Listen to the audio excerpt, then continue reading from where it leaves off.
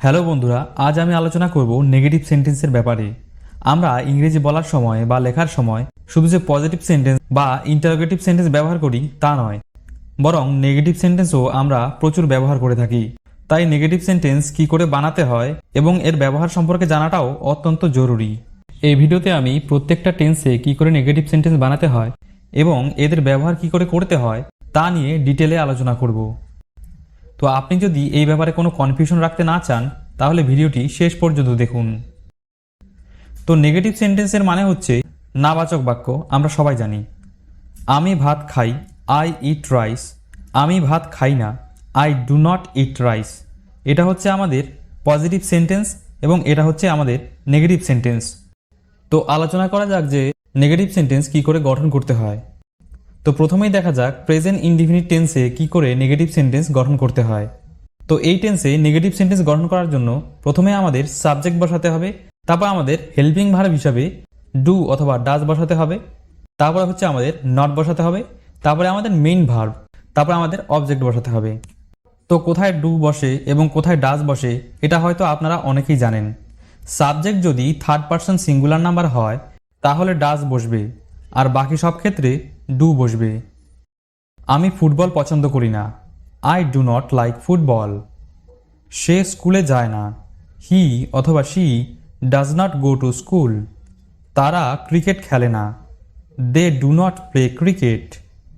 এখানে দেখুন, আমি, সে, তারা অর্থাৎ আই, হি অথবা শি, দে এগুলো হচ্ছে আমাদের সাবজেক্ট এবং তারপরে হেল্পিং ভার্ব হিসেবে ডু এবং ডাজ বসেছে এবং তারপরে হচ্ছে আমাদের নট বসেছে, তারপরে আমাদের মেন ভার্ব। এখানে লাইক, গো, প্লে এগুলো হচ্ছে আমাদের মেইন ভার্ব, তারপর হচ্ছে আমাদের অবজেক্ট বা আদার ওয়ার্ডস বসেছে। এরপর যদি বি ভার্ব অর্থাৎ am is are main verb হিসেবে ব্যবহার হয় তাহলে এম ইজ আর এর পরে নট বসবে। এখানে আলাদা কোনো হেল্পিং ভার্ব বসবে না, অর্থাৎ প্রথমে সাবজেক্ট, তারপর মেইন ভার্ব হিসেবে ইজ অথবা এম অথবা আর, তারপরে আমাদের নট, তারপরে অবজেক্ট বা আদার ওয়ার্ডস। যেমন তুমি ডাক্তার নও, you are not a doctor. সে শিক্ষক নয়, he is not a teacher. আমি ডাক্তার নই, I am not a doctor.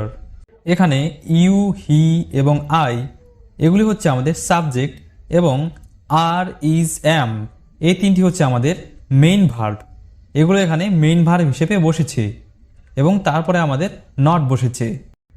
এরপরে বাক্যে যদি মরাল ভার্ব থাকে তাহলে মরাল ভার্বের পরে নট বসে, অর্থাৎ প্রথমে সাবজেক্ট, তারপরে মরাল ভার্ব, তারপরে নট, তারপরে হচ্ছে আমাদের মেইন ভার্ব এবং তারপরে অবজেক্ট বা আদার ওয়ার্ডস। সে লিখতে পারে না, he can not right, he can not right. আমি গাড়ি চালাতে পারি না, I can not drive the car. তো আমরা দেখলাম যে প্রেজেন্ট ইনডিফিনিট টেন্সে কি করে নেগেটিভ সেন্টেন্স গঠন করতে হয়। তো এবার দেখা যাক প্রেজেন্ট কন্টিনিউয়াস টেন্সে কি করে নেগেটিভ সেন্টেন্সের গঠন করতে হয়।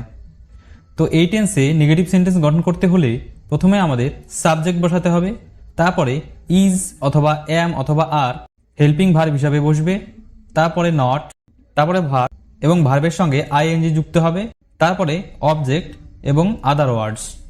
তো কোথায় আমাদের ইজ বসাতে হবে, কোথায় এম বসাতে হবে, কোথায় আর বসাতে হবে এই বিষয়ে হয়তো আপনারা অনেকেই জানেন, তবুও আমি একটু বলে দিচ্ছি।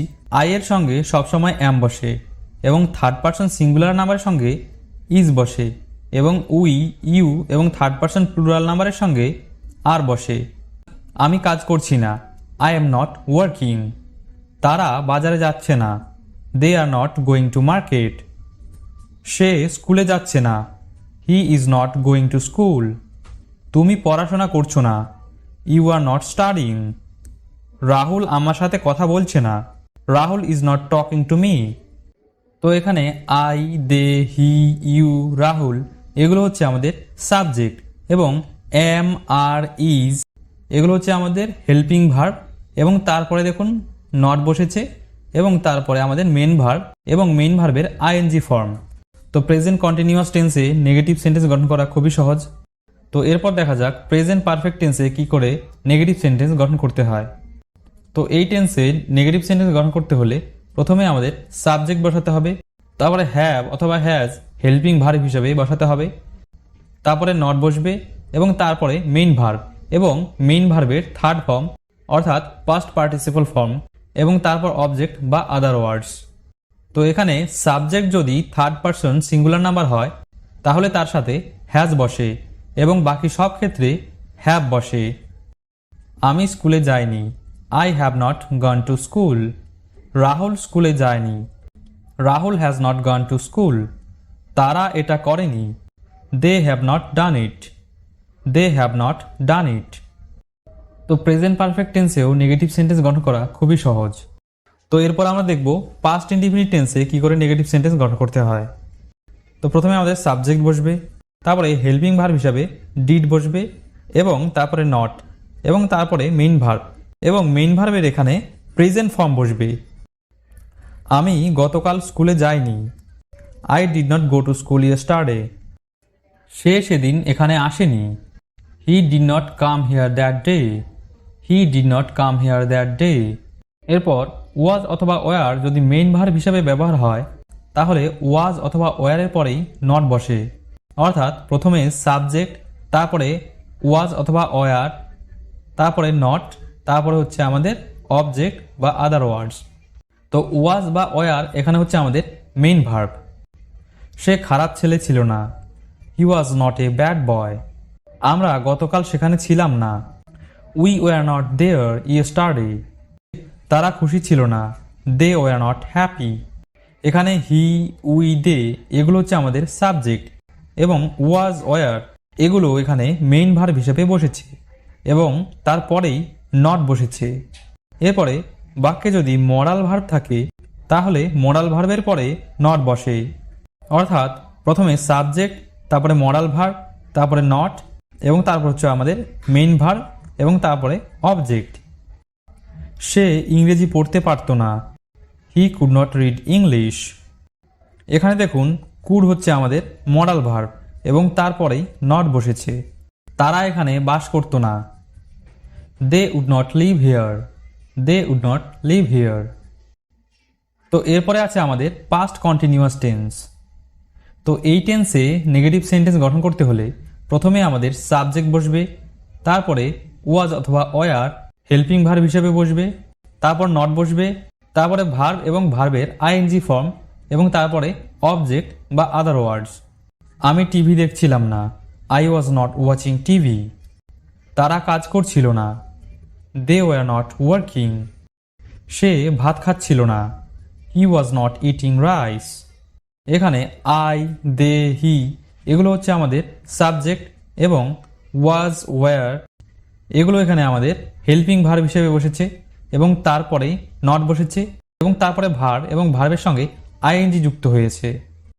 যেহেতু এটা কন্টিনিউয়াস টেন্স তাই আমাদের ভার্বের এখানে আইএনজি ফর্ম বসবে। ওয়াচিং, ওয়ার্কিং, ইটিং এগুলো হচ্ছে আমাদের মেইন ভার্ব এবং ভার্বের আইএনজি ফর্ম। তো এরপরে আছে আমাদের ফিউচার ইনডিফিনিট টেন্স। তো এই টেন্সে নেগেটিভ সেন্টেন্স গঠন করার জন্য প্রথমে আমাদের সাবজেক্ট বসবে, তারপরে শ্যাল অথবা উইল, তারপরে নট এবং তারপরে V1 এবং তারপরে অবজেক্ট বা আদার ওয়ার্ডস। তো শ্যাল কোথায় বসে এবং উইল কোথায় বসে? আই এবং উইয়ের সঙ্গেই শ্যাল বসে এবং বাকি সব ক্ষেত্রে উইল বসে। তাছাড়াও আপনি আই এবং উইয়ের সঙ্গেও উইল বসাতে পারেন, কারণ বর্তমানে শ্যালের ব্যবহার প্রায় উঠে গিয়েছে। বেশিরভাগ ক্ষেত্রেই উইলের ব্যবহার হয়, শ্যালের ব্যবহার সেরকম একটা হয় না। তারা এখানে আসবে না, they will not come here. আমি সেখানে যাব না, I shall not go there বা I will not go there. তো এই ভিডিওতে আমি present indefinite tense, present continuous tense, present perfect tense এবং past indefinite tense, past continuous tense এবং ফিউচার ইনডিফিনিট টেন্সের নেগেটিভ সেন্টেন্সের ব্যাপারে আলোচনা করেছি, কারণ এই টেন্সগুলোই বেশিরভাগ ক্ষেত্রে ব্যবহার করা হয়। তো এই ছিল নেগেটিভ সেন্টেন্সের গঠন ও ব্যবহার। আপনাদের যদি কোথাও কনফিউশন থেকে থাকে সেটা কমেন্ট বক্সে অবশ্যই জানাতে ভুলবেন না। আর ভিডিওটি যদি ভালো লেগে থাকে তাহলে ভিডিওটিকে একটি লাইক করে দেবেন এবং এরকম আরও ভিডিও পেতে চ্যানেলটিকে সাবস্ক্রাইব করে দেবেন। তো আজকের ভিডিও এই পর্যন্তই, আবারও দেখা হবে একটি নতুন ভিডিওতে। ততক্ষণ পর্যন্ত আপনারা সবাই ভালো থাকবেন, সুস্থ থাকবেন।